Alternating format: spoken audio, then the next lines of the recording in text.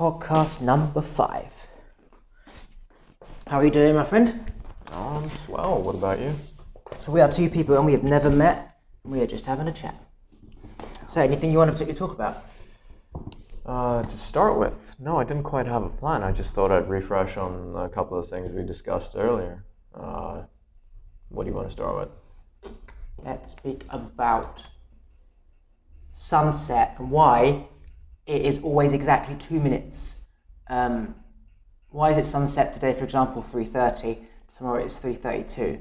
Why is it always 2 minutes? Like, what's happening up there that makes it 2 minutes? I didn't quite know the 2-minute rule. Wow.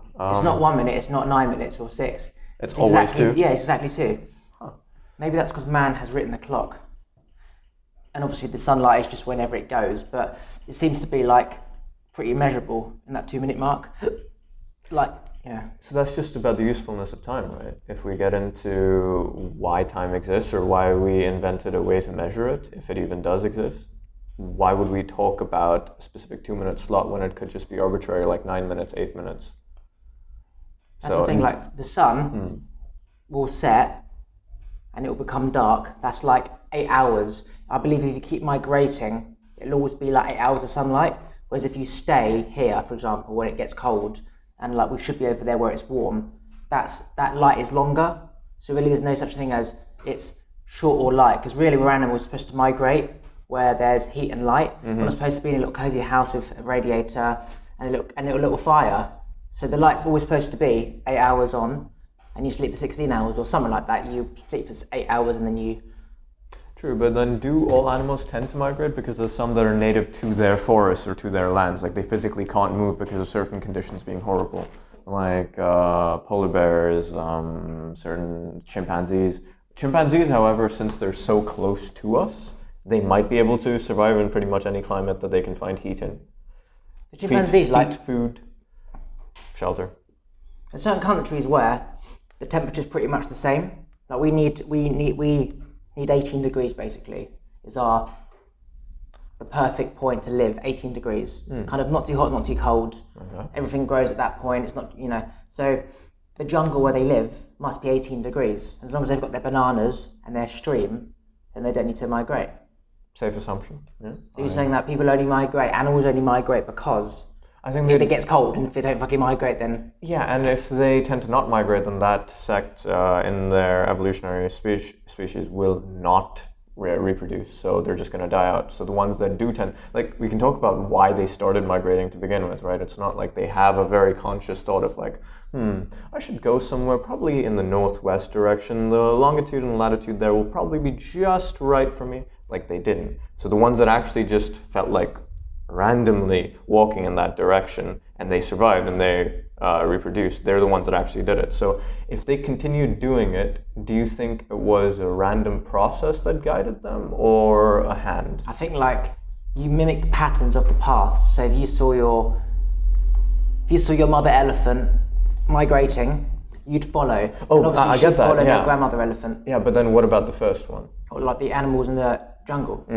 I believe you only migrate because food only exists where there's sun, for example. Okay. It has to be a certain temperature for food and crops to live. So when it gets cold, you either stay there and the food dies and you die, or you migrate where the temperature is about 18 degrees, for example. But are you able to consciously think about doing that as an animal, obviously not humans? Again, you'd have to go back to why the first person ever migrated. Yeah, that's what I'm curious about. And that could be about. literally mosquito, fucking billions of years ago. Why did that thing migrate? Was it instinct, or was it because it's really cold? Like, I think we've all followed the patterns from the past, but it's like where did that first begin? Yeah, that's what I'm really curious about. Was it because it was cold? Was it because you followed the sun or followed the moon? Again, it's like... Because people would throw in an explanation there because they would try to say that, oh, I know why it did it because my specific deity chose for it to do it. Thor, Poseidon, whatever. What's a deity? Like a god. Oh, okay, yeah. Religion, yeah. Yeah, so... I told you it would come up, but I don't mean to get into specifics, but is there a way that we could test that claim that a specific thing did it on purpose? Because from what little we talked about earlier, you told me that you don't particularly prescribe to that. But is there a way to test even the fact that the first one might have been more intelligent than the rest and the rest just followed? Well, it's like, how come some dogs, they know to like piss on a tree to cover their territory? How come the dog sees a squirrel and knows to chase it? Like, what, has he seen it? No, because he hasn't seen a squirrel, but yet he still knows to do it. So there's an instinctive thing in everything that already has the energies from the past ancestors within us, with like a code. The only way to really prove that is pick up a dog, drop him off somewhere where it's sunny, knowing that it's going to become winter, and does he stay there and hunt, or does he follow the sun? Like, if he follows the sun, there's no animals around, and you're just filming, then you could say, well, it's inbred in us from ancestors, which is gut instinct, like the energy from past ancestors, like. But there's a word you're using, energies, that, like, I've been with you so far up until the energies, like, what do you specifically mean? So like a magnetic field within ourselves. So let's say past ancestors their mind has been over there, as they've moved over there, all the energy has gone over there, then imagine we're an energy frequency, we naturally will attract to there and keep going where the energy is. And if that is north, where the sun is, for example, you naturally will just like sort of flow where energy has already been. So is there a way that we can know that these energies do in fact, or these magnetic fields do in fact exist, aside from the ones that we've observed, like magnets? So do you know much about like auras, energies? The little that I've read up in before and the little that I refreshed with, I could go with your working definition. So everything has an energy, like a plant, you, a human being, whatever, it has a field. It's like it has energy. And you can see the energy under like a certain lamp or camera. Specifically, like I'm not asking for like a specific device name. I don't know the code. specific device, but there's things where, imagine like a heat, the heat machines, a heat camera. I something like agree that, where you that. can see the heat of a body, but it's specifically based on like magnetism. So I was with you until the heat, because we can obviously see like infrared rays, we can see heat signatures, we can see all sorts of different kinds of energies, like kinetic energy based on movement, so on, so on. But it's the link between that and magnetism that I get a little bit lost in. That why do people make that claim that just because energies exist, that there must be some kind of like magnetism towards past energies? So like, is there a God? What is instinct? There's no like proof or what it is. It's just what you say. Does it make sense? Can you counteract it? So everything is energy. We are part of that universe. We're part of that energy. We have a magnetic field. It can be measured as a frequency. You can see the energy under certain cameras. If you look at, in terms of like energy, if you have like a bit of mass here in the universe, it's guiding towards this mass. Well, that's, you could say, it's because it's similar force. So it's attracting towards the same. So imagine my ancestors have gone down there, whatever. My instincts and my energy will be like attracted and inclined to go towards where my ancestors have been. It's like when birds migrate, they follow their instincts. But we have a way to show that where those instincts, we don't know how the first one came about, other than the assumptions that we have, but we have, like, we can see that it's in their code there. Again, I'm not an evolutionary biologist, so I'm going to butcher all of this, but the code exists in the sense that we can see that the ones that didn't do those specific actions of like migrating in certain places tend to not reproduce because they died, and the ones that did continue reproducing. Same thing with like, there was an insect or bird, a flying one that. Bird. Yeah. Okay. Let's go with that because butterflies, you know. So I'm not entirely sure about. Yeah. So the butterflies that had like a specific, I'm going with butterflies, that had a specific mark on their back, like they were specifically white, they had white wings, it was due to a genetic mutation. Those are the ones that survived because the environment that they were in tended to be more white than black. And then those ones started procreating more, so they're the ones that survived, and the black ones eventually died out. So we can tell why certain random traits continue on, because those are the ones that survived. But about magnetism, because this kind of reminds me of the law of attraction, what you tended to talk about. Like, do you think, is it linked to that? Is that what you were talking about? Well, law of attraction is just energy. So two energies will always attract at the same frequency. If you want love, envision what you want, which is a thought or belief, and you'll attract that.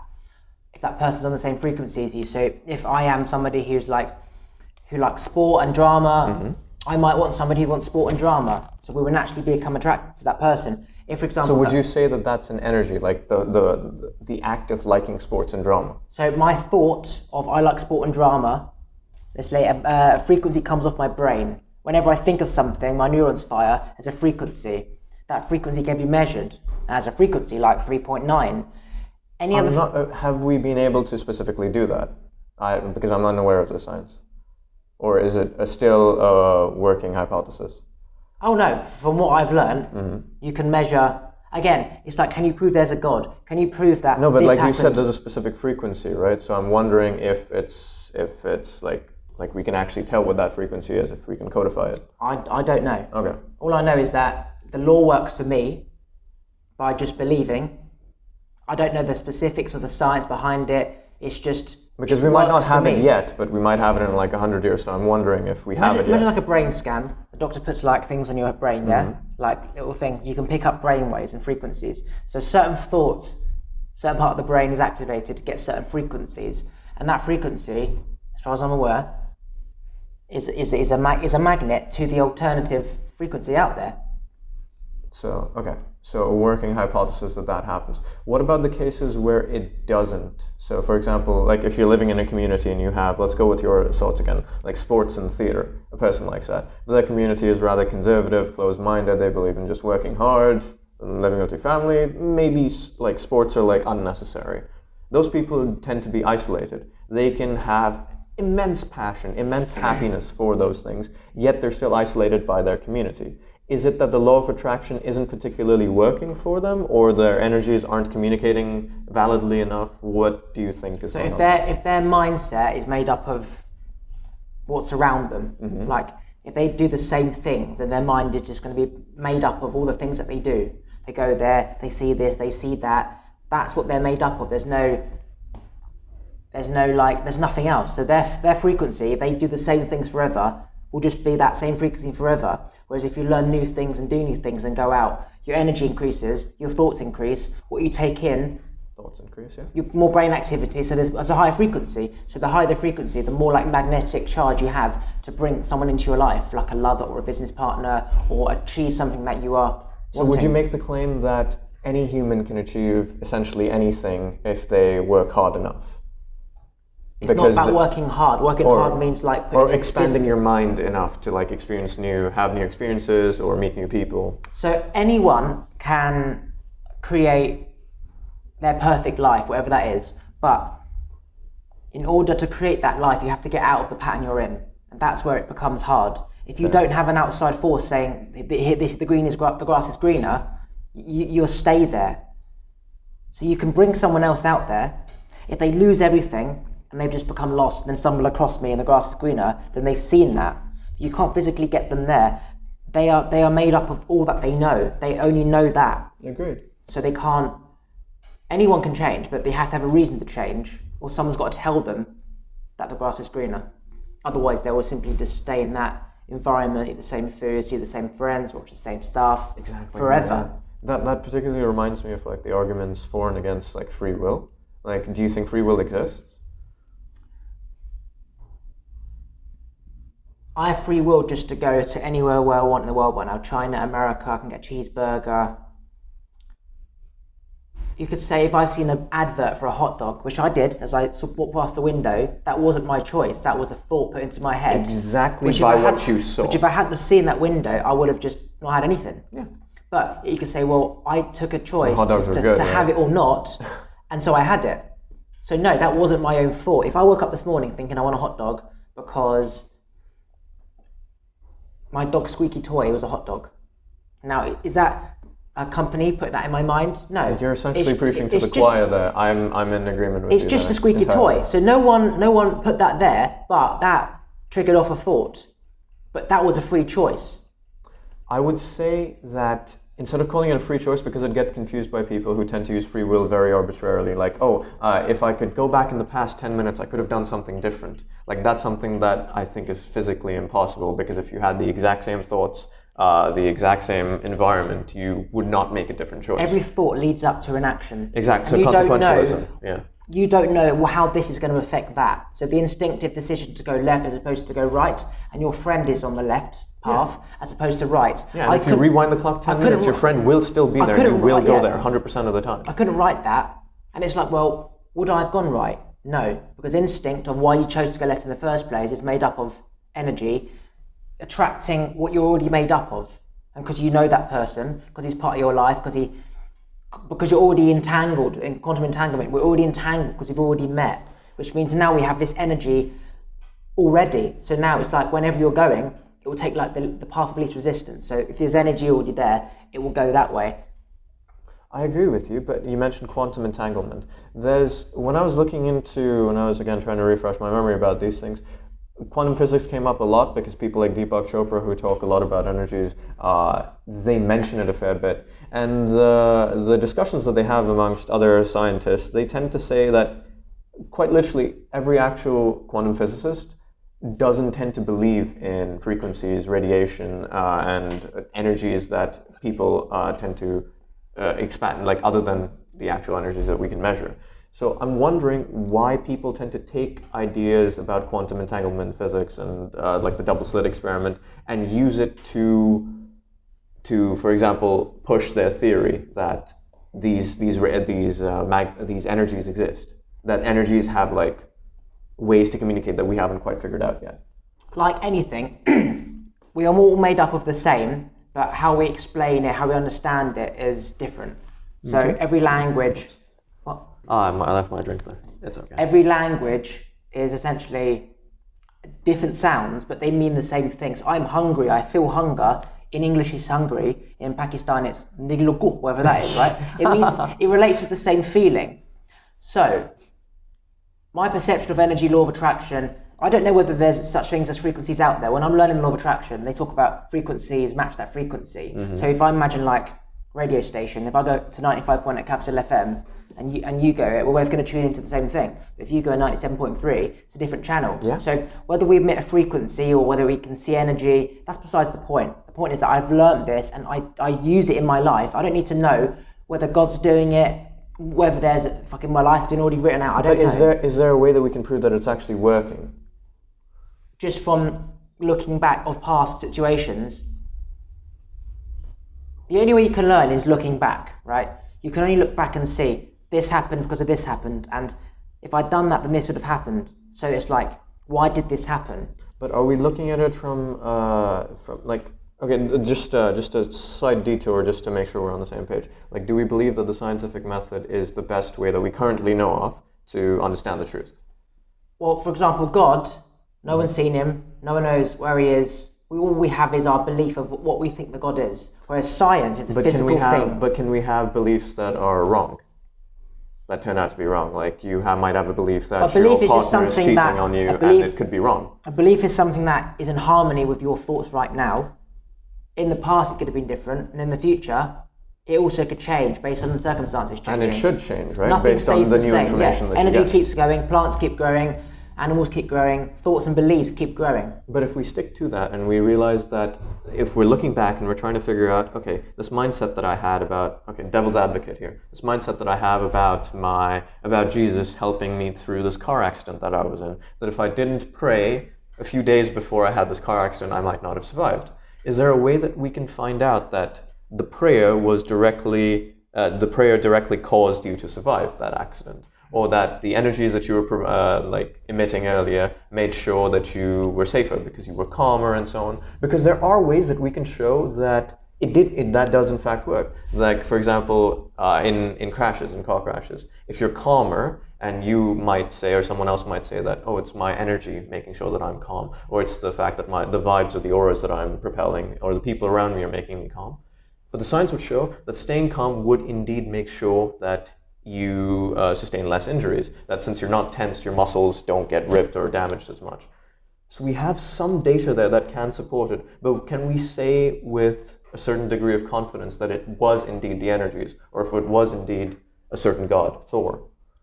So there's been proof that people have prayed and focused their prayer towards a river in Japan or China or whatever. Okay, they froze the water and looked at it under a microscope, and it was just like, you know, like a snowflake, a crystal, a pattern. They froze it, and the pattern wasn't symmetrical. It wasn't symmetrical. It was just like just nothing, right? That's really cool. And they prayed and they prayed and they prayed about, they focused love on this river, they froze it again, and after the prayer they looked at it under the microscope and it was a perfect crystal in harmony. So positive thoughts and power of prayer, belief, whatever, can change molecules. I have heard about a study for that, but it was done on two different things. There was one on rice and there was one on plants. It's the same thing, right? Heavy metal music on bottles of water. The rice went moldy, whereas the other rice. But then when you type those things in, for example, like the most basic way everyone is going to do their research right now is by Googling things. But if you Google, we all know that biases exist, right? And Google may or may not have their own bias, another topic. But if we Google against our biases, like Thor debunked, the rice experiment debunked, then we find out the claims that are made against it. That like we see that these patterns, like for example the rice experiment, that there was no control set up, that we couldn't exactly tell whether the rice had changed enough because the scientists themselves, they didn't have any peer reviews. They made sure that they were biased because they knew the experiment that they were going to have. They weren't like they didn't know how to filter their results and remove their biases, like the steps that you usually take in experiments weren't taken. So we can tell that certain experiments do exist. The same way the same way studies exist for anti-vaccines, and you can name a number of things, any kind of flat earth. Do we have enough data to make sure? No, that's a horrible question. Is there any way that we can? Gosh, I'm losing it here. Maybe it'll come back to me. So basically, like double slit experiment, they had to like question their own things. Could it be the temperature? Could it be in this? Could it be in that? And they went through all these possibilities. Like, could it be that the computer was on for too long before and it had static charge? So any decision, I don't believe anything is a fact. Opinion is your own belief without fact. What is a fact? It's believed by the majority and sort of forgotten about where the initial source came from over time. Okay?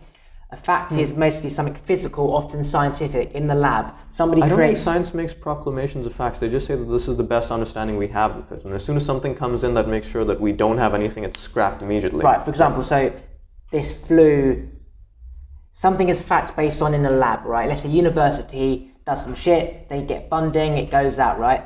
Well, that was based on the resources, the tools that they had at the moment, what they were looking for, what their agenda was.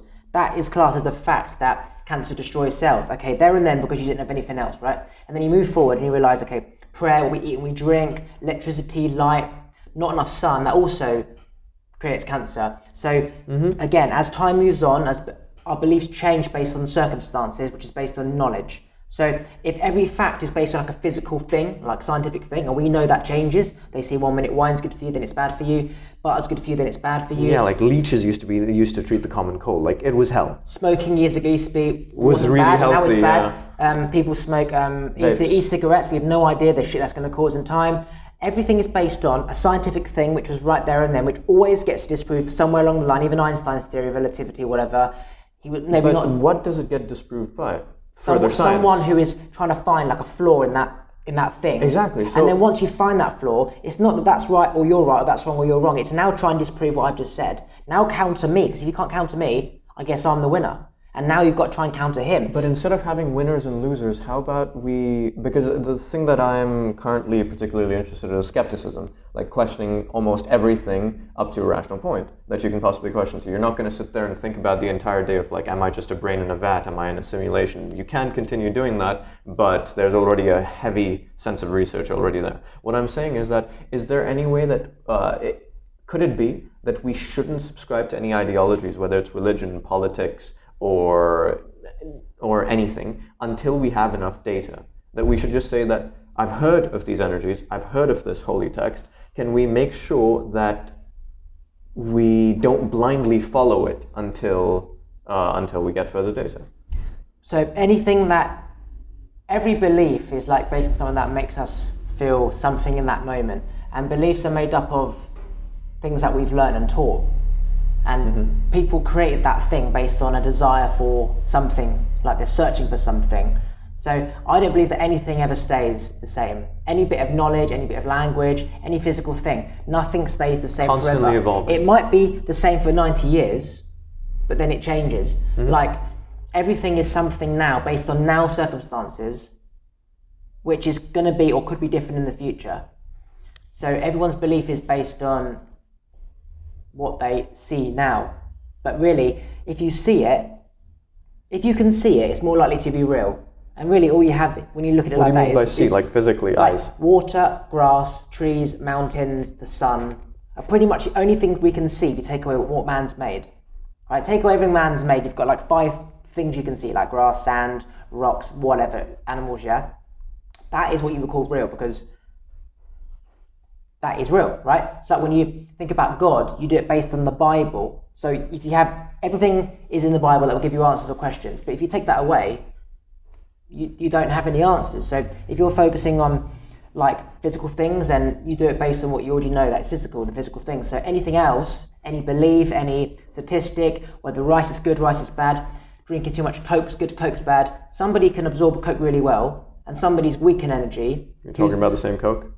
No. Like, basically, like certain foods will affect certain people differently. Peanuts may affect you worse than they affect me. Under the microscope, peanuts in your cells destroy it. Under the microscope, for me, it doesn't. So it's not peanuts are bad for everyone. Mm-hmm. It's circumstantial.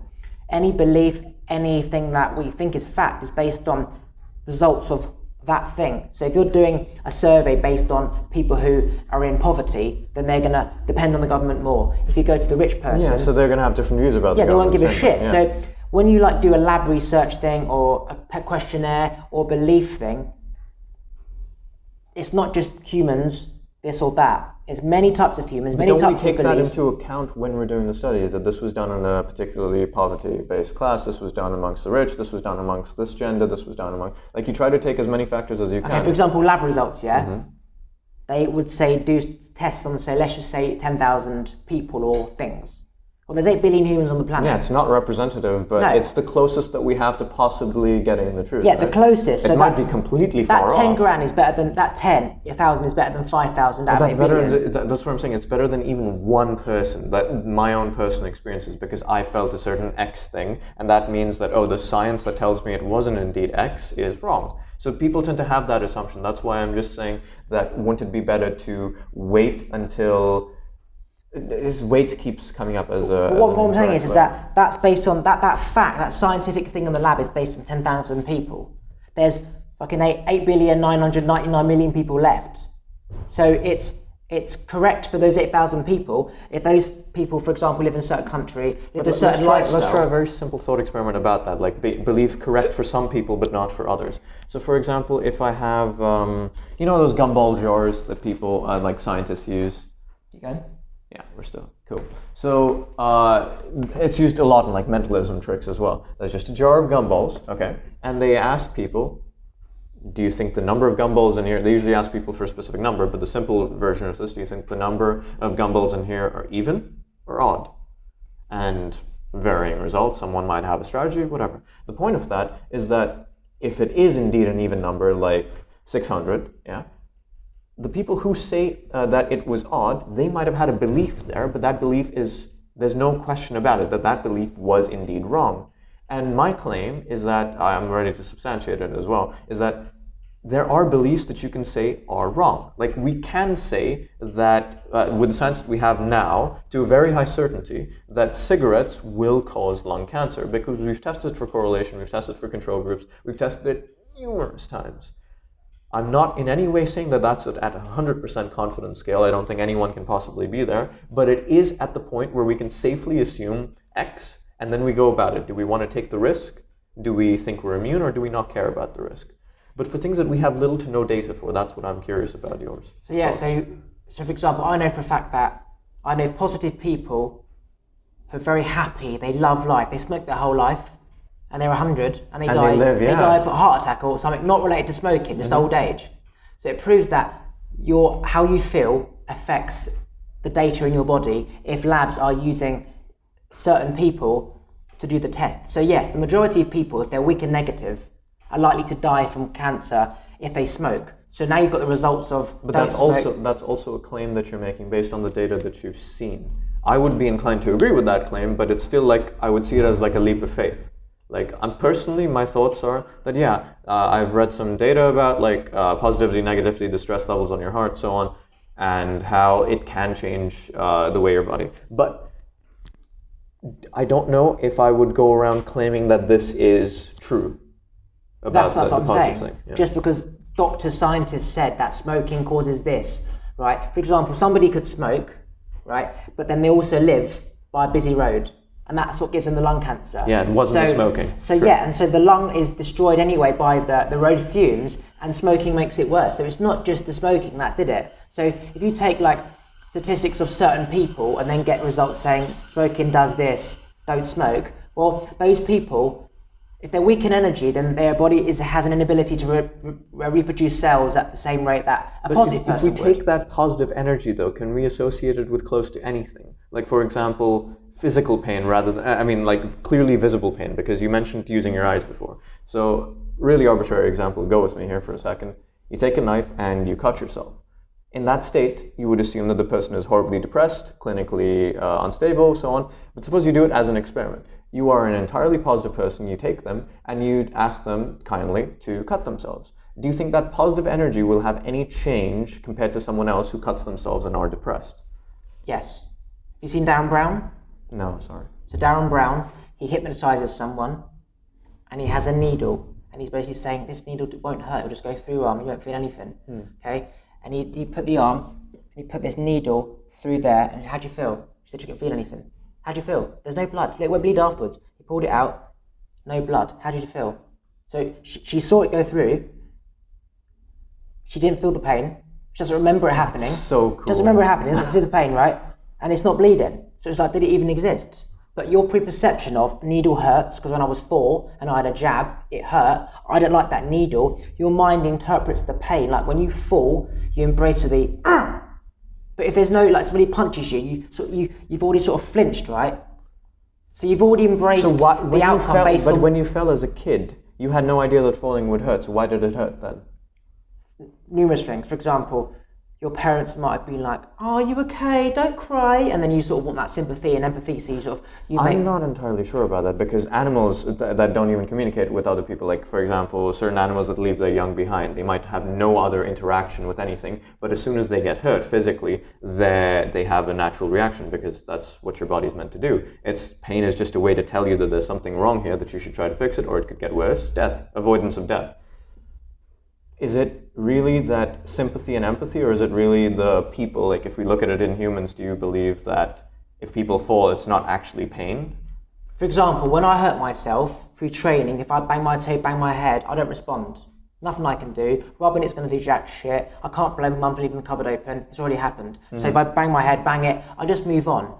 I'm aware that the pain is throbbing, but I'm also aware that within 2 minutes it's going to go. So if I focus on it, my nervous system goes straight to the foot, my nerves become very sensitive in that foot, and I can feel the pain more. And that's a particularly good practical system, yeah. It must help you, rather than someone sitting there depressed, like, oh man, my day's ruined now, I kicked a... Exactly, yeah. So if I'm focusing elsewhere, my body forgets that. Like, I cut myself sometimes, I don't acknowledge it, and all of a sudden in a few days' time, I'm like, how the fuck did that happen? And I realised 3 days ago, I got a paper cut, because I didn't focus on it, my brain forgot about it. So pain, we can physically feel pain because of the nervous system, but for example, a disabled person, because they can't feel their legs, does that mean you can just slice off their leg and they can't feel anything? Technically, yes, if they can't feel it. So pain is... Then there's a whole cool thing about phantom limbs, right? Yeah. Pain is in the mind based on preconceptions of how you felt in the past. So you embrace that punch. If somebody's going to kind of punch you, like Darren Brown did also a thing. He took these karate people and he got them in their state. He said, turn around. And he's turning around like that. And Darren goes behind their back. He goes... At the same time, he goes, and he felt the pain, and he had to sit down because he'd been punched. Dan felt the pain. Darren was over here. Darren. Okay? Darren Brown, this psychic man. He punched the monk, whatever. Okay, the monk was facing the other way. He didn't see when he was going to punch. He just went. The monk went. The monk was facing the other way. He was blindfolded. The same as when they've done experiments where, in my mind, I touch your shoulder. You feel like I've touched it. I say, where did I touch your shoulder? And you went there. And then we show back the film. That you never touched. No one touched anything. Yeah. So your mind will react based on past patterns of how it reacted in the past. It's like instinct. Why do animals go that way? Ancestors, energy, DNA, whatever. It's already happened. So it's like you're more inclined to go there as opposed to somewhere which you've not been before. Would you say that? I'm still a bit. I'm definitely looking up Darren Brown, but yeah, great. Would you say that the earlier approach you were talking about, like bumping into something, hurting your pinky toe, or like hitting your head on a cupboard, whatever, is if it's negative, if it like expands a bit on it, so you hurt yourself, it's bleeding, which you're like, oh, I can use the power of my mind to make sure that it stops bleeding eventually, and that leads to like a medical emergency. Do you think that's possible, or if it does happen, you would blame yourself? That, oh, I just wasn't confident enough in my ability to heal. For example, I believe that if I cut myself, my mind can within start regenerating cells. Okay. To any extent. To any extent, positive energy can change cells. For example, you've got monk healers who there's like say 6 monks around a cancer patient or tumor patient. I've seen a scan. An MRI scan, whatever, of monks chanting and healing, and the tumor is going down.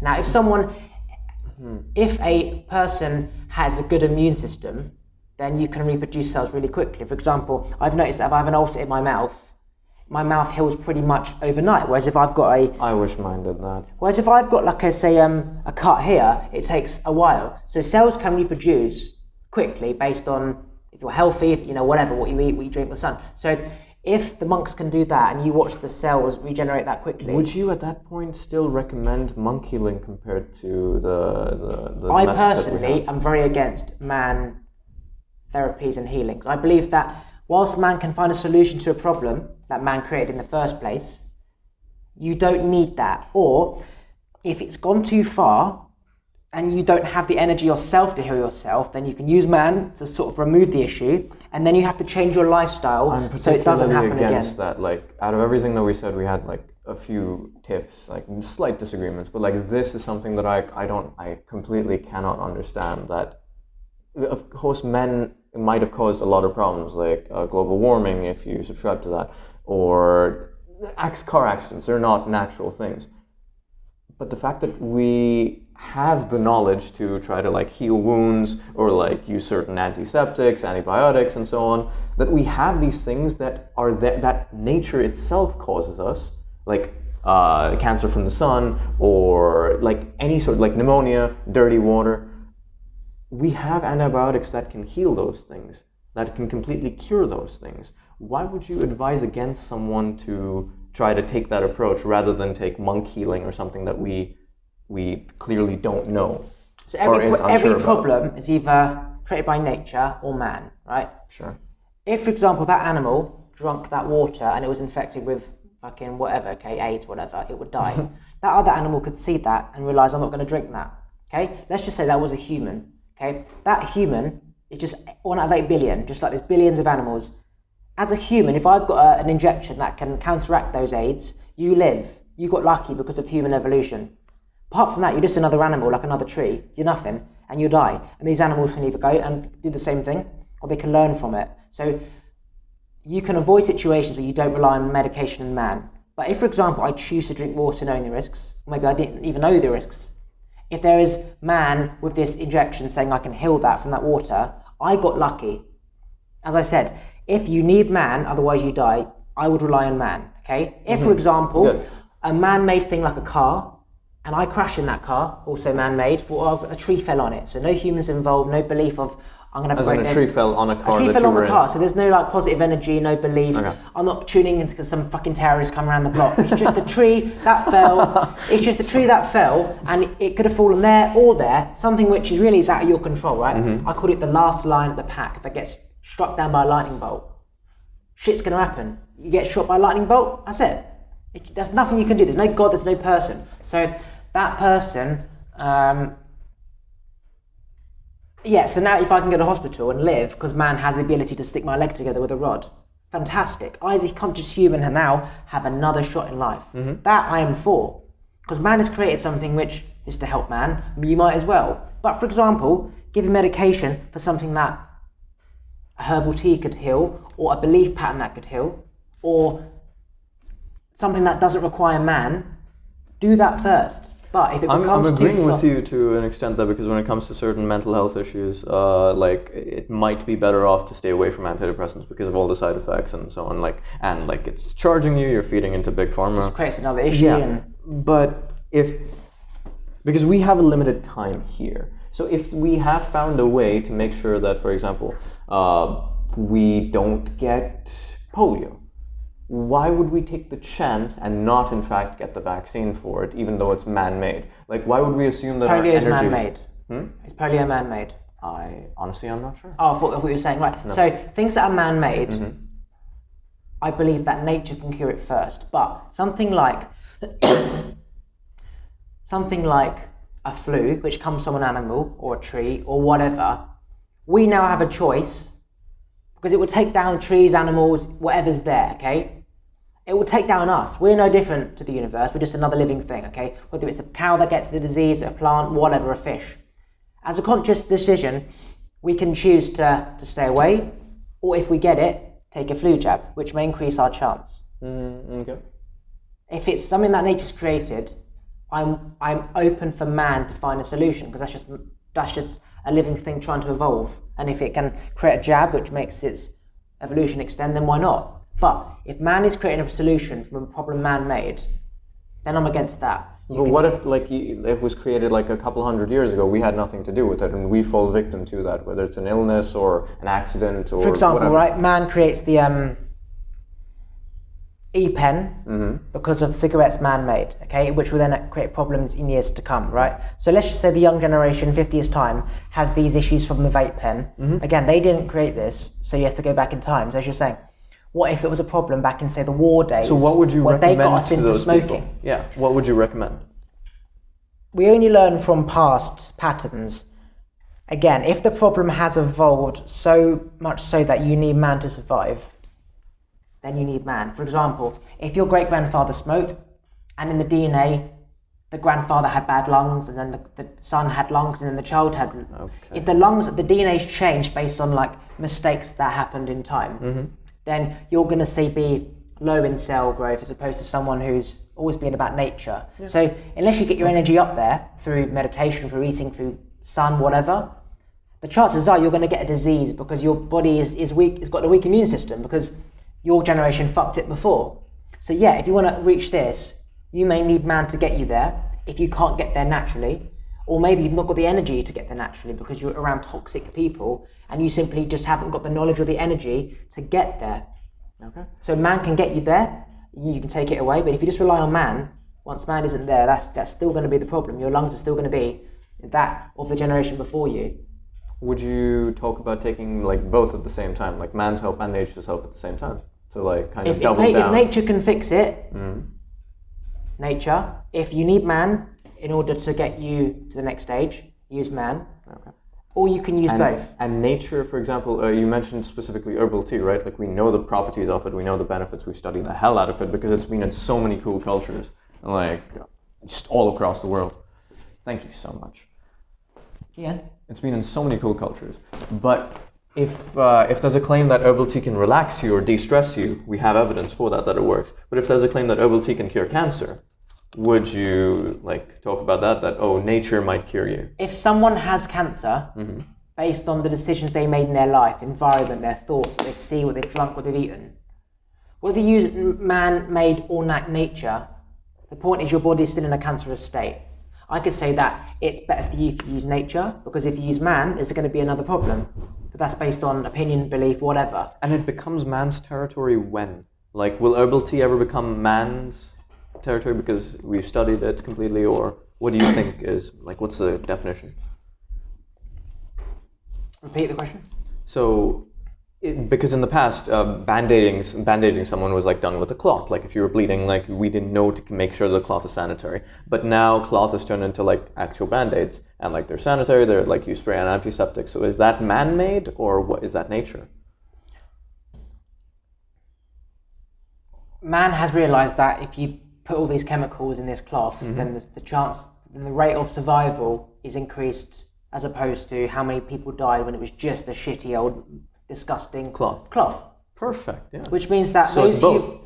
So again, but if that person was a healthy person, then that bandage, whether it was full of shit or not, isn't going to do much because you've got a good immune system. You've got good antibodies to fight off. Whereas if someone's weak, then whether you have a clean antiseptic cloth or not, the chances are they're still going to die anyway. So again, it's all circumstantial. I believe that there's not just one type of human. There's negative humans and positive humans. Our biology is different based on whether you're a negative person or not. And I agree to an extent. And then you've got the different biologies of people who've come from different countries. Like, for example, different countries, let's just say we've all come from one different ape. Chimpanzee, gorilla, marmoset, okay? China, Africa, India, whatever, okay? How far from when people came from the jungle to Indian people now, how many generations, how many times have one evolved? I wouldn't be able to tell you. Then you go to Africa. When was your last ancestor in the jungle, for example, in terms of an ape? England, it could have been, for example, 50 years.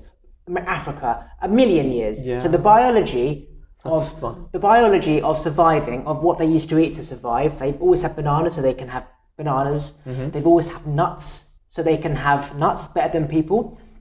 Let's just say people left the jungle, say 10,000 years ago. Yeah, I completely agree. Like you're preaching to the choir. They're more likely to have a nut allergy because nuts have only been in their generation for 10,000 years, whereas an African person, it could have been 1,000,000 years. So they can eat nuts, they can have all this. And they can absorb it completely compared to someone else. So just because you are a human being right now, okay, you've got 2 legs and eyes, your ancestor ape could have been left the jungle 1,000,000 years ago, and mine could have been only 12,000 years ago. So we're still classed as humans, but really our biology is more, you're more of an ape as opposed to, and I'm more of a human. And so the biology of, what age you die, what you can eat, how things affect you is based on biology.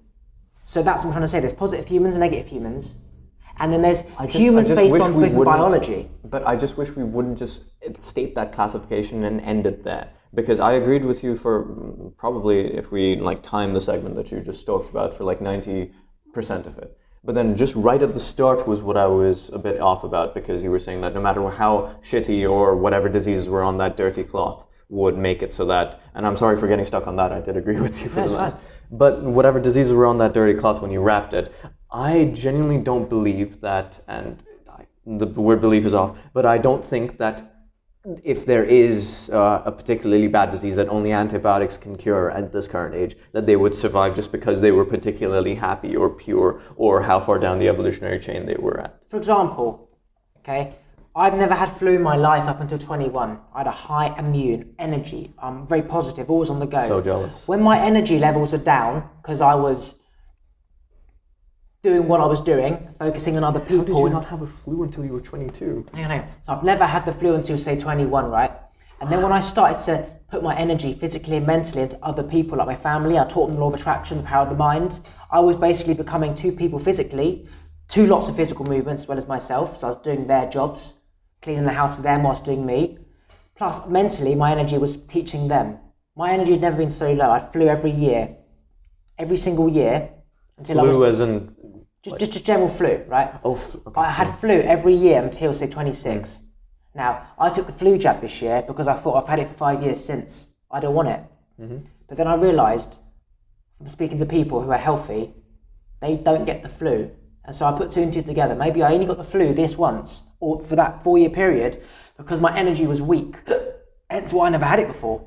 So really, the flu jab next year is not necessary. So, it's really not necessary. So, for example, the flu, my body can cope with the flu. Let's just say I've got a cut and I'm a positive spiritual being, right? I cut myself, I put a dirty bandage. Now, I've got my own strong immune to take down any shitty antibodies from that bandage. Any is the key word there. I don't believe so, and quite literally anyone who studied biology would say so. Let's just say that it was a proper disease, right? Let's just say, again, normal flu, I believe that I can fight. But for example, the Chinese flu, if it's a new strain that my body has never come into contact with. No, or any strain, whether it's Chinese or here. I don't believe that, for example, whether you've got a good immunity or not, that you can take that down. It's like some diseases. That's where we're at. Some diseases. Agreeable. If you were a big animal, okay? I wish. If you were a big elephant, right? I'm going to lose against you. Right, some things we just can't fight. Yeah, bigger animal, you're gonna lose, right? Let's just say the animal, the cells under a microscope, the flu, whatever. Okay, versus my fucking come on then. Okay, I'm not gonna win because let's just say that's a bigger animal, right? Therefore, I need the flu or stay the fuck away. something like that, I'm not invincible, I would need the jab. It depends on the level of bacteria on that cloth. Agreed. The level.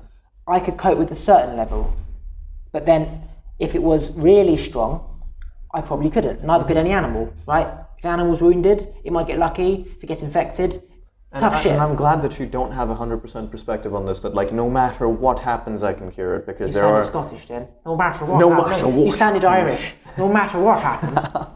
Your level of, okay. But yeah, we are in total agreement there. So I could take a risk and not bandage it, and I might be fine. I could bandage it, and I could get infected, or I could just bandage it. I could not bandage it. Like, again, it's all circumstantial. If I'm high in energy, I don't need to bandage it because it will heal itself.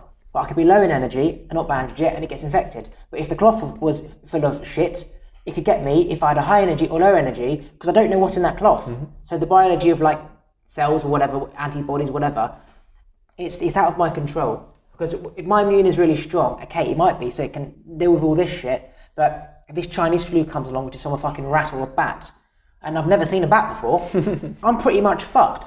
You know, like, if a mosquito, like, bites an animal, that cow's gonna fucking die. I'm no different to a cow.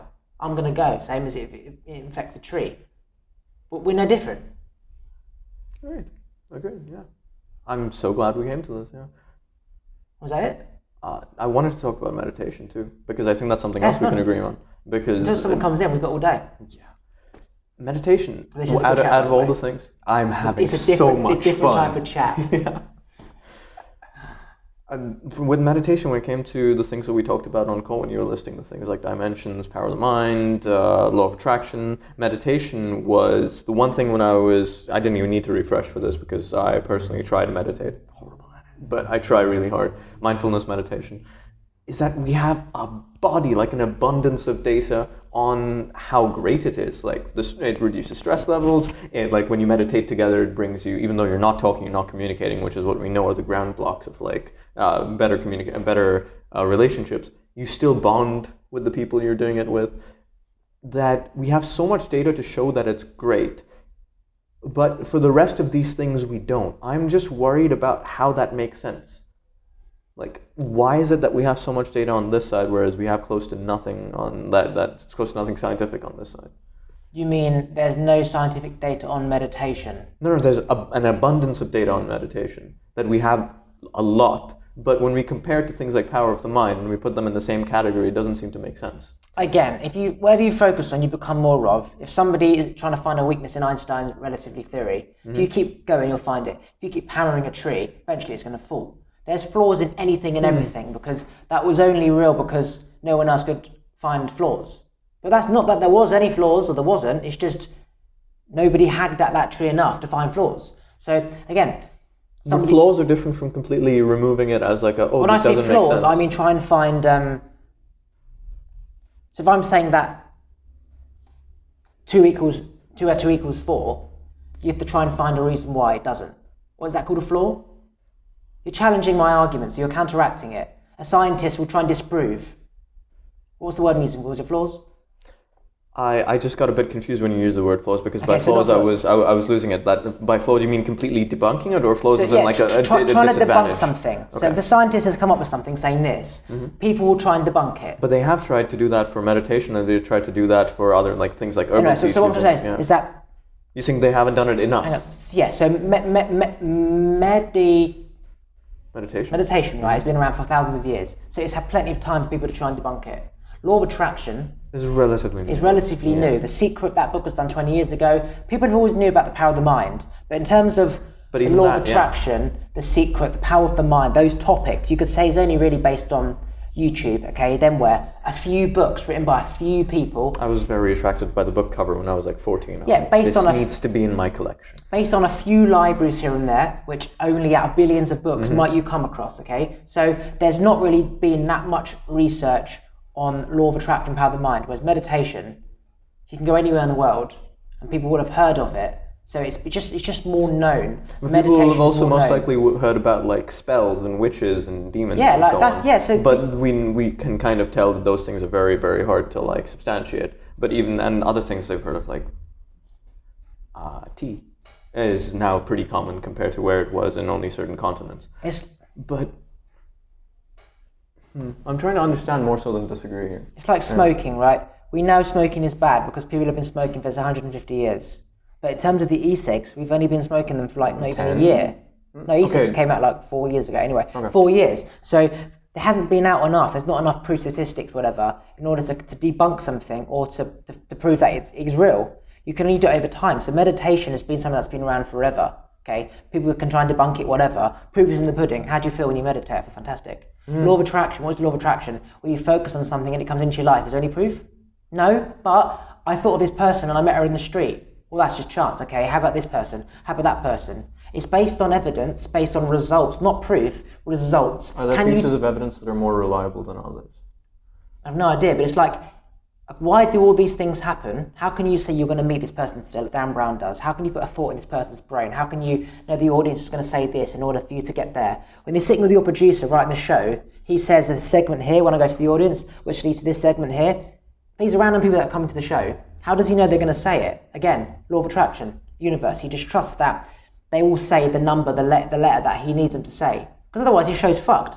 So how does he know that person is going to say that? Would you say that having trust in something, or having like confidence that like if I sit down on this chair that it won't break, is that also part of like the law of attraction? I mean, or energies that. Like, no, that's like physics. Like it's just when it's inanimate, it's physics. But when it's against animated, like remember humans, I said to you about if you can see it, that's proof. But if you can't see it, it's just what you want it to be.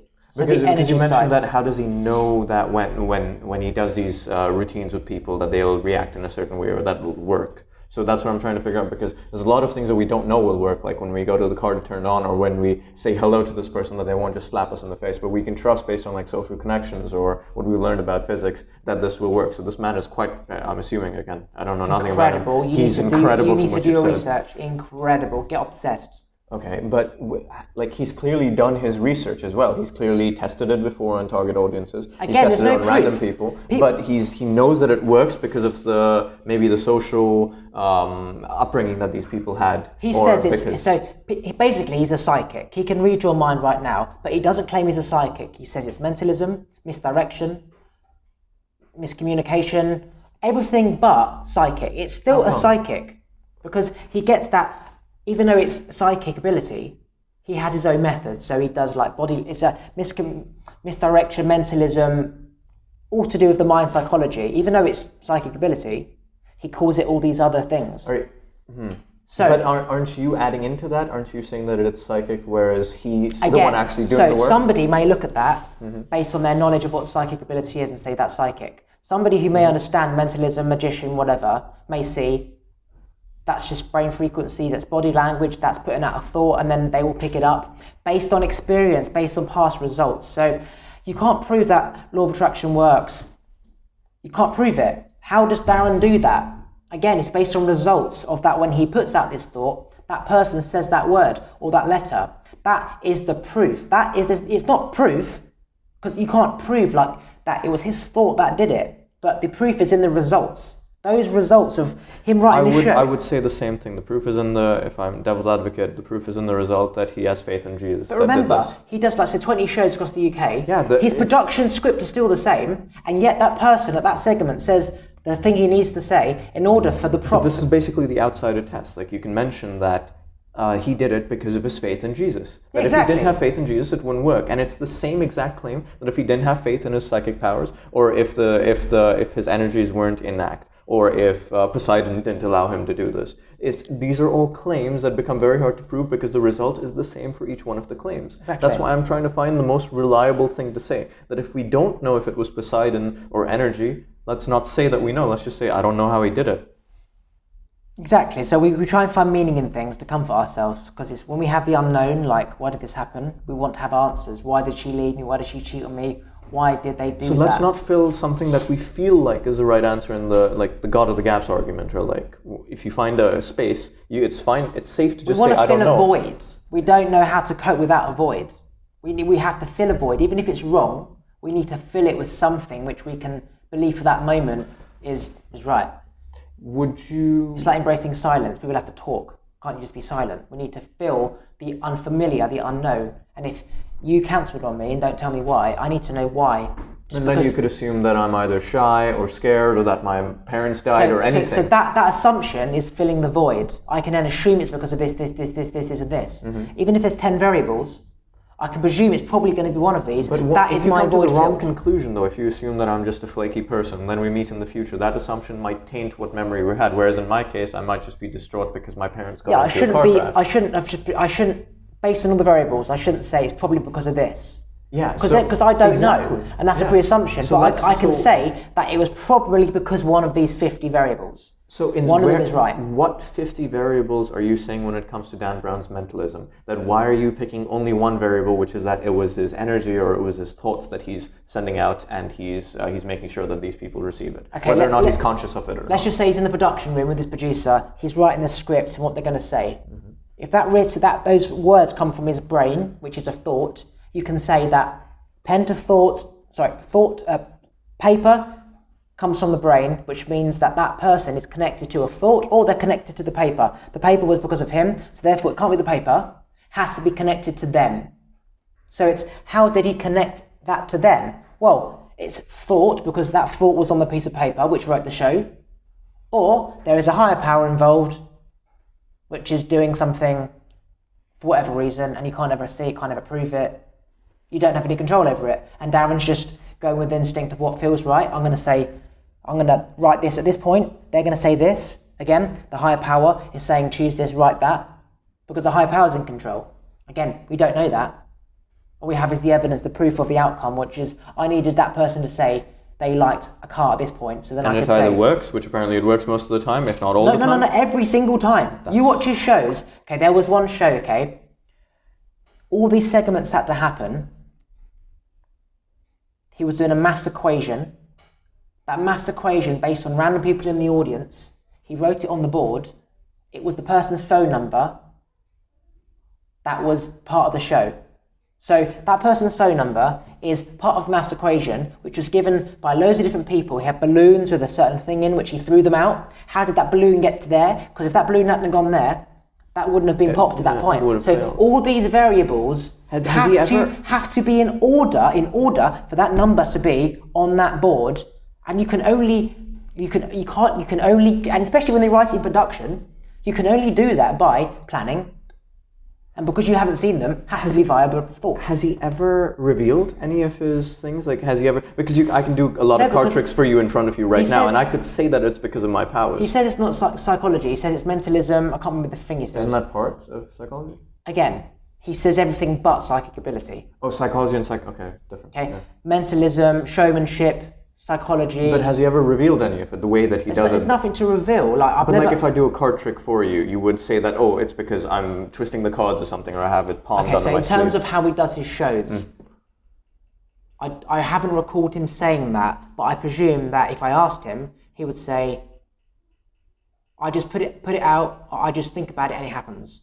And from over time of experience, he knows that when he wants so-and-so to say this at that point, he just has to go on stage. And when he gets to that segment, he says, what did you choose? They say car. Now, he may not have a fucking clue why they always say car. He even smiles when they say the number that he's written down. That he's already written down. Because it fascinates him as a psychologist to know that whatever I write down on there, you're going to say. Like, whether he's worked it out. But is it that way? Is it that he knows what they're going to say? Or is he putting this idea in his head? Like, is he reminding them of like, oh, back when I was in 2013, I had this really cool vehicle. He's never said the word car, but like they think of car later on. It's both. I can put a thought into your head, and also I can pluck a thought out your head. Okay? I can say to you, think of something, and I can understand frequencies and thoughts, and then sort of find a way to narrow it down to, is that the thought? I can also think of something, a frequency comes out, you pick it up. I do it all the time at home. If I think about something like, Mum, get me something on the shopping, I purposely won't write it down, because I know that suddenly shopping comes and she's bought the dark chocolate, she's bought the olives. I don't have to write it down. Chocolate and orange. So I know it is real when you think about something, that my mum just gets what I was thinking. And I say, why did you do that? What made you do that? Just to understand like the steps involved. Darren can put a thought in your head, as can take a thought out. But it fascinates him when you say that number, whether he put it in your head or he already knew you were going to say it.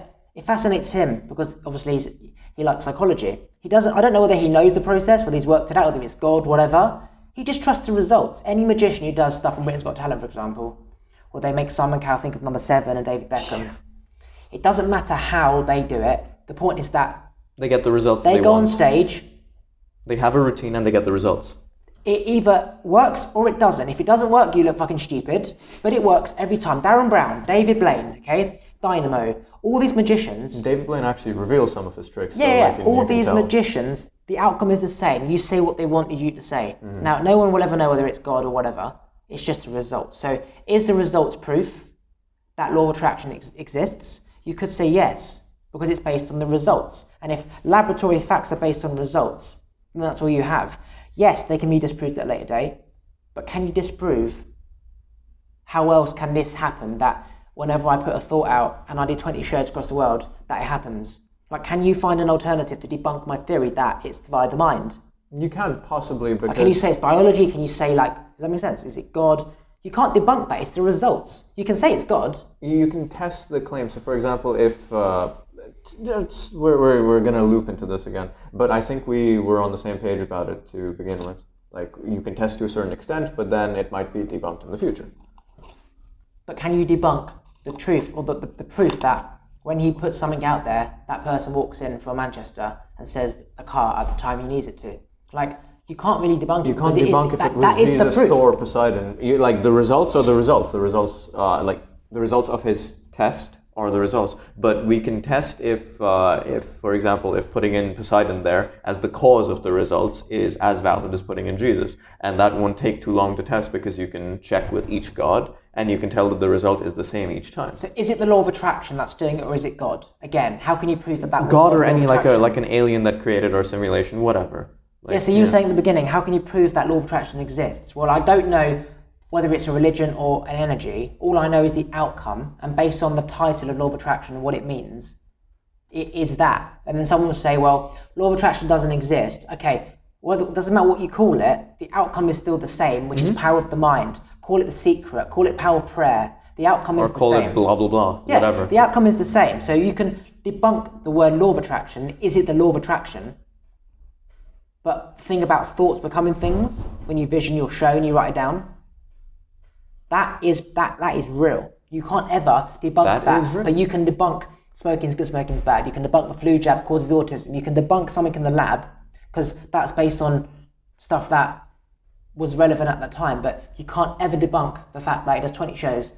He has the scripts, and every time he wants them to say the number, the word, happens. You put it pretty damn eloquently. You can't debunk that. Yeah. Great. And that's why it's about the proof, or the results, because the results is the proof. Last sentence. The results is the proof. Is that it? Is it over? I think so. Okay. Let's see how long we've been doing it for. I had fun. Just over an hour. Hey. Sure you want to stop? Yeah, unless you have something to talk about. What's the time? It is... I don't have my phone here. Where's your phone? It's on the floor. Oh. As I said, I don't want to stop. 4:13. So we should just talk until we get kicked out, because I can't go home until 7 anyway. Oh, okay, sure. So let's just keep talking. Anything. Just flow. Sure. That's why I don't like putting topics on, because if you just flow, amazing conversation happens. Like, I didn't know we were speaking about Darren Brown, let me tell you. And I'm glad you spoke about him, because I learned something. So you need to research him, because he is truly phenomenal with how he does it. He can put thoughts in your brain and take thoughts out your brain, and again, just incredible shit that you literally can't. You can't write, but you can write, if that makes sense. But you can't write it. Like, I know you can't. You couldn't fucking write it if you did, but he does. That just shows that there's a higher power out there that you cannot see, which exists based on the results. I don't want to say proof, because then that's the results is different to proof. Even though, but I would go back in the past, and I would be like the people who started claiming that the scientists actually like combining two gosh, I'm horrible at this. But like making a chemical reaction occur is actually them practicing with demons. That this is the fact that they managed to make this chemical reaction, like this blue fire or whatever, by throwing a little bit of copper on it, that they're worshipping the demon, and this is, without a doubt, the work of a higher power, or an evil higher power. We now know that that's wrong. We now know why all of those negative things happened, why the witch trials happened, but that's the danger that I'm seeing by putting in an argument instead of saying I don't know why it happened, but let's try to find out together. So, what's the specific question? The specific question is that by putting in a claim that this happened because of the law of attraction, this happened because blah, blah, blah, which basically means the law of attraction, we are limiting ourselves from possibly finding out, oh, it could have just been that if you scratch the wall in this way, it turns into the answer that you wanted. Oh, it was so simple this whole time. We see what we want to see. We stop looking when we get the answer we expected, whereas if we kept looking, then we find something else. Like if you keep digging the mine to find a diamond, you might get a diamond that's worth, say, 24 carat. If you kept digging, you might find a fucking titanium diamond, which is like 50,000 carats. So you stopped there because you're looking for a diamond. If you kept digging, you'd find another diamond. But you wanted a diamond. Both are diamonds. So we look for what we want to see. When we find it, we stop. But if you keep questioning yourself, keep going past, you'll get through 2 lots of diamonds, and then you realise this wasn't even a diamond. It looked like a diamond, but one after is a diamond. It's like pure cocaine versus cocaine that was only 70% pure. You're like, this is really fucking pure. No, you've not tested this stuff. And then fucking Breaking Bad man comes along with 99% purity. So nothing exists because it only exists because we've accepted it as right based on what we wanted to see. And if you don't want, it's like a room full of blue, half of it's brown. If I say, where's the brown? There wasn't any brown, it was blue. And then you look back and you see actually half of it's brown. If I was looking at the brown, I'd say, did you see much blue? You say no. And then I take you back and you see, fuck me, it's half blue. That's like the Mandela effect. Yeah, you see what you want to see. So, which is why I'm at this moment in time in my life, understanding that nothing is real. You see what you want to see. That laboratory person is expecting... How old are you, if you don't mind me asking? 27. Cool. That laboratory person is looking at that dish. She stops when the flu dies from her little experiment. Great, fantastic. Call the funders, call the pharmaceutical company, let's launch it, because that cures the flu. But that's because she stopped when she got the result she wanted, which is the flu died based on her whatever. But we know that a lot of scientific discoveries come from accidents, that when she was trying to discover it, she probably found out something else. And then we also know that people who then publish like these really highly rated papers, they get peer-reviewed in China and India, all over the globe, and then they try to find either flaws or they try to like enhance the experiment. So we see that science actually works in that sense, not just to like, oh, fulfill your biases, but to counter them. What I'm saying is that if she kept doing that and left it overnight, she'd see that in time, based on oxygen levels, that the flu goes back. But if she packed up that experiment there and then, because she got the result she wanted, which was that flu jab killed the flu, we put it out into the world. I don't think that happens. No, it's an example that if she's doing that experiment based on what she's wanting to happen, she wants that flu to die based on the jab. Once she does some experiment shit and it kills the flu, to her, that's she's found the solution. To be fair, that's a sign of a pretty shit scientist. Right, so but if she kept going, I'm saying that she'd realise over time, as oxygen gets to it, that actually something else happens. But she stopped when she had the results. If she's looking to find a flu cure, she would stop when that flu jab kills the flu. So you stop when you find what you were looking for. Otherwise, you go into the lab, you go into the cave, the mining, you just keep digging, and you come across that, okay, that's fine, you come across the one behind, you come across that. She's in the lab, she doesn't know what she's doing, she's just playing around with some shit, and then when this thing stops moving, then it doesn't mean anything. Does that make sense? That you have to have a purpose, you have to be seeking something in order to know what you're looking for. Otherwise, you're a blind man walking in the desert. Fair. So do you need to have some sort of a goal rather than just blindly throwing in chemicals? If you're in a desert and it's dark, north, south, east and west, America is north, you need to have a certain direction, otherwise you'll be going in the wrong direction. You need to know that you're looking for a diamond or whatever. You need to know that you're trying to find something that's going to cure the flu. Sometimes it's a lot of fun to go in blind in certain cases, like for example video games. If you just want a sense of adventure, you're like, oh, I see that direction, I'm going to keep going there. If something catches my attention, I'll start going there. And you come across really cool things. And by saying that, oh, I see that chimney in the distance right over there, no matter what happens, I'm going to get there. You might miss a whole bunch of things, like the example you just gave. Like if you just keep going towards the flu and you're like, oh, I reached the chimney, cool. cool. You don't realize that there's a cooler chimney back there. Who knows why you're going for chimneys? The point chimneys? is that you believe what you want to believe. There's no such thing as proof, facts, But opinion. you try very hard to kill your biases as much as you can because we know how bad biases can be. Every time I'm convinced something is something, I keep questioning myself. Like I believed in ghosts and afterlife. I kept questioning myself until I don't believe in ghosts or afterlife anymore. Isn't that the point? I found flaws in my own. To believe own. as many true things as a few false things as possible. And I realised, how could I believe something so much? And I debunked my own theory. And I was convinced. And I look back at all the times I was wrong and I was right and I was right and I was wrong. And then I flip and change. And it's so much fun to find out that you were wrong, right? Something is real based on the moment and what you were searching for and your circumstances. As I said, every fact is based on a majority believing it, or a physical thing in a lab that can be changed, and that majority believe in that. It was bloody myth. It was someone made it up. So really, that doesn't exist, which is class of the fact, and nor does the scientific thing class of the fact. The alternative is an opinion. Well, that means all these facts are opinions. An opinion is just a belief. What makes you feel good right now, it's usually based on circumstances. So really, nothing exists apart from the sand, the tree, the ocean, the rocks, and everything else is in man's head. There's that theory including this wall. Yeah, but there's that theory that if there were no humans here to perceive it, that there might not actually exist. I've not heard about like that. Schrodinger's cat. What is that? When you... No, what is that? Oh, it's a mint. I love one. Go for it. Cheers. Yeah, have you heard of Schrodinger's cat? I have heard of it. Just remind me what it is. Sure, refresher. So it's basically...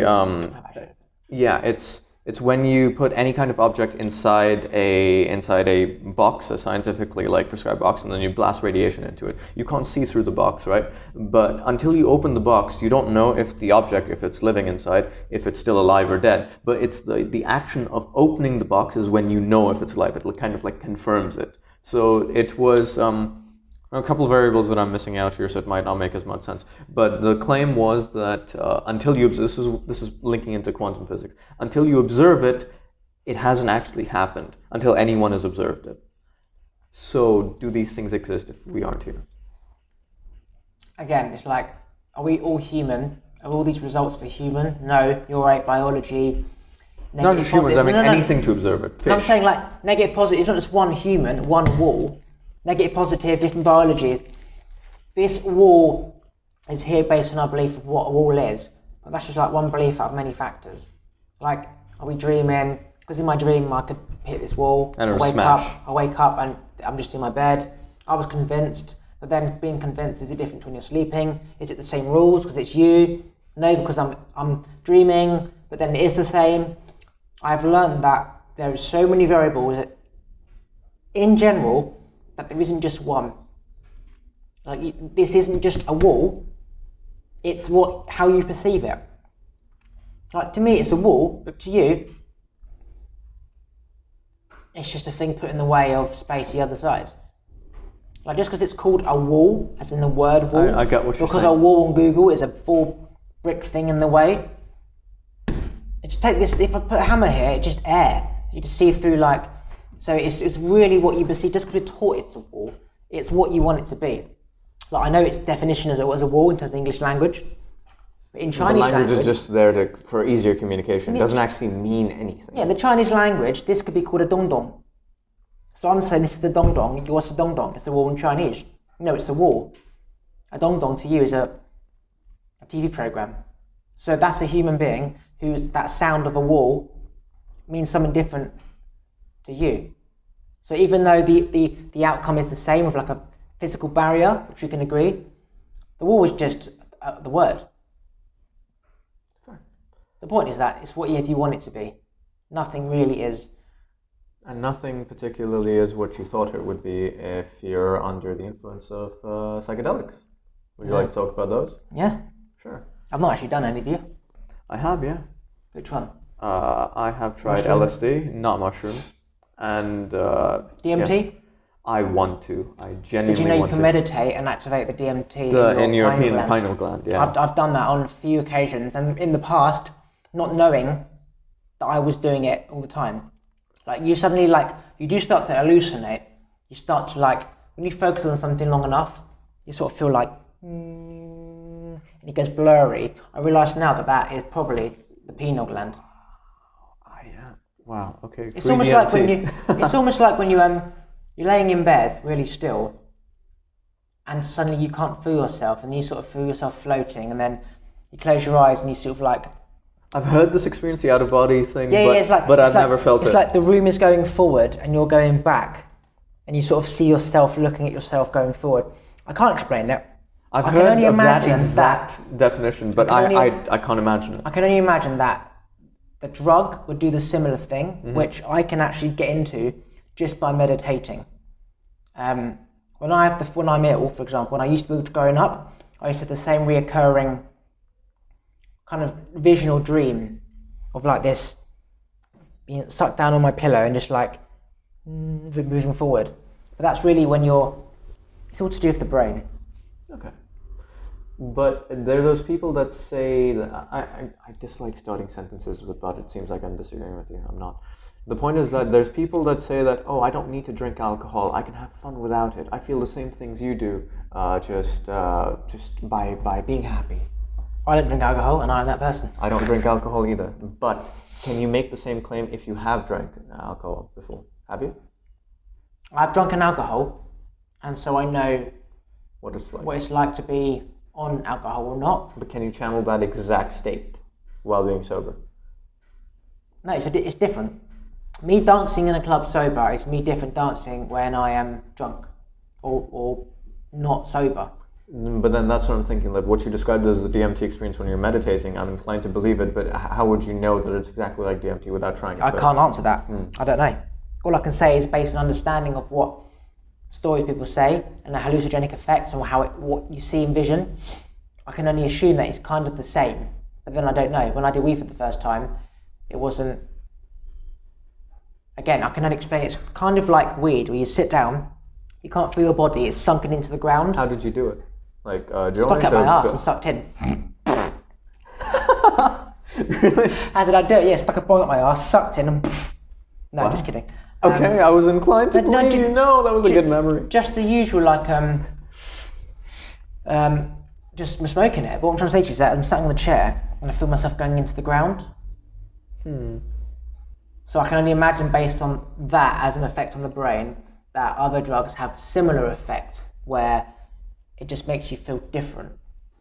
Again, I don't know. Because the last time that I tried acid a while ago was when I realized I've had it for a total of 4 times in my life so far. I'm 23.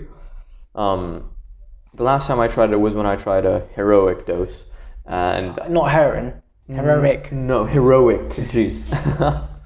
Heroic dose. And that's when I realized that, to be honest with you, I was very, very, very, very, very stringent when it came to ideas that weren't particularly scientific. I'm sure you could tell from our discussion that we've had for about an hour. An hour and a half. Hour and a half. But after that experience, it opened me up to, like, the world isn't cliche. The world isn't exactly as I see it. This wall isn't a wall, because if I was on the substance right now, this wall would be a communication. Like, oh, I could touch it here. I can make sure to point at this.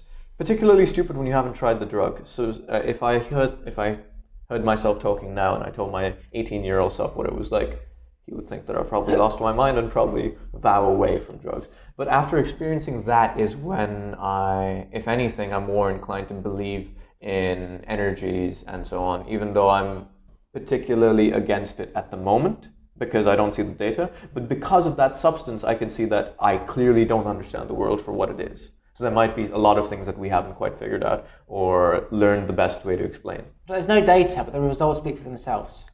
Would you be happy with that?